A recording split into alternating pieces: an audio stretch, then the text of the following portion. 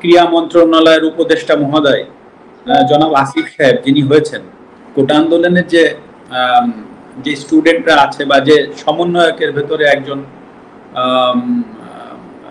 ক্রীড়া মন্ত্রণালয়ের উপদেষ্টা মহোদয় জনাব আসিফ সাহেব যিনি হয়েছেন, আপনি দেখবেন উনি কিন্তু খেলাধুলা নিয়ে এখন থেকে উনি কাজ করবেন, বাংলাদেশের সার্বিক খেলাধুলার বিষয়গুলো নিয়ে কাজ করবেন।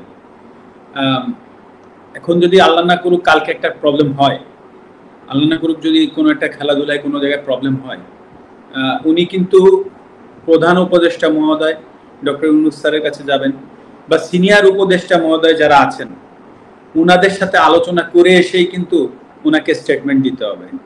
ইটস ভেরি সিম্পল, কারণ উনি একটা দায়িত্বশীল জায়গায় আছেন। তো হুট করেই একটা সমস্যার সমাধান উনি একা কিন্তু এসে এই আপনাদের সামনে মানে প্রেসের সামনে হুট করে বলে ফেলতে পারবে না। তো দায়িত্বশীল জায়গাগুলোই কিন্তু অনেক কিছু চিন্তা করে কথা বলতে হয়। তো সেই জায়গা থেকে সেই জায়গাটায় কিন্তু আমি ছিলাম। হ্যাঁ, আপনি আমাকে খেলোয়াড় মাশরাফি বলছেন, আমি সেভাবে উত্তর দিচ্ছি, কিন্তু অ্যাট দ্য সেম টাইমে কিন্তু আমি একটা দায়িত্বশীল চেয়ারে বসেছিলাম। তো হুট করেই আমি কিন্তু ফ্রন্টে এসে একটা কথা বলে দিলাম, আর তাই নিয়ে একটা বিশাল আরো বড় কিছু হয়ে গেল।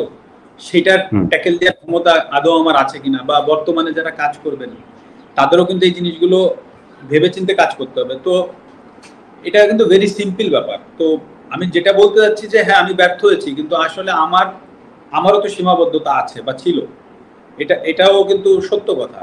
কিন্তু সেটাকে যে আমি এক্সকিউজ হিসেবে দাঁড় করাচ্ছি সেটা না, কারণ মানুষের দাবি ছিল, কারণ প্রথমত আমি একজন খেলোয়াড়, তারপরে আমি সংসদ সদস্য। আমি খেলোয়াড় থেকে আমার পরিচয় মাশরাফি না হলে আমি অবশ্যই ওই সংসদ সদস্যে আমার যে ডাক নাম ছিল, আমার নড়াইলের মানুষ চিন্ত কৌশিক নামে, সেই নামে আমি নিশ্চয়ই সংসদ সদস্য হইতে পারতাম না।